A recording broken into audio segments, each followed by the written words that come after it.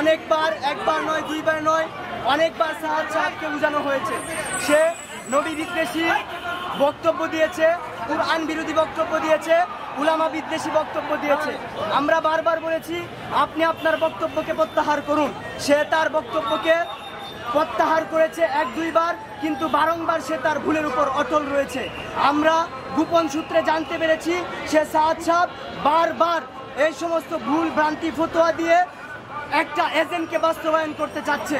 আমরা যখনই তাকে বুঝাই তখনই সে বলে আমি রুজু করেছি, কিন্তু সে রুজুর নামে ইসরায়েলি এজেন্টগুলো এই পৃথিবীর বুকে বাস্তবায়ন করতে চাচ্ছে।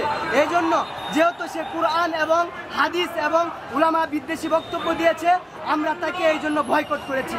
মোহতারাম হাজিরিন, এর চেয়েও গুরুত্বপূর্ণ কথা হলো সাহাদ সাহেব যে তার বক্তব্যগুলো দিয়েছে সে বক্তব্যের উপর অটল রয়েছে এবং সে বক্তব্য প্রত্যাহার করেনি।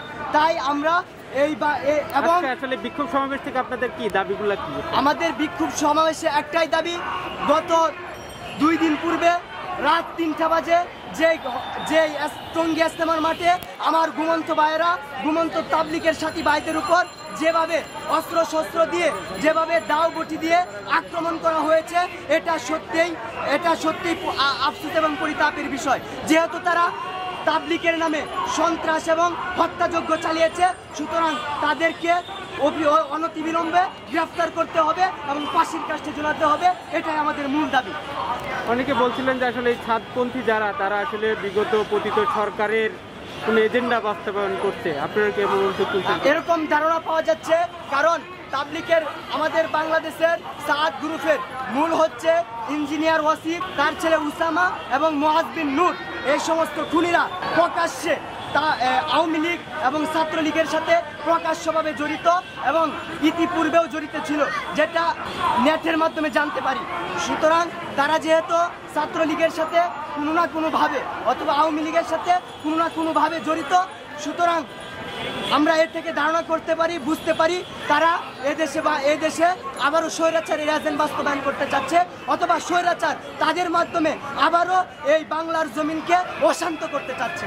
সুতরাং এই বাংলার জমিনে 24-এর গণহত্যার মাধ্যমে, জুলাই এবং আগস্টের গণবিপ্লবের মাধ্যমে স্বৈরাচার দূর করেছি, রক্ত দিয়ে স্বৈরাচার দূর করেছি।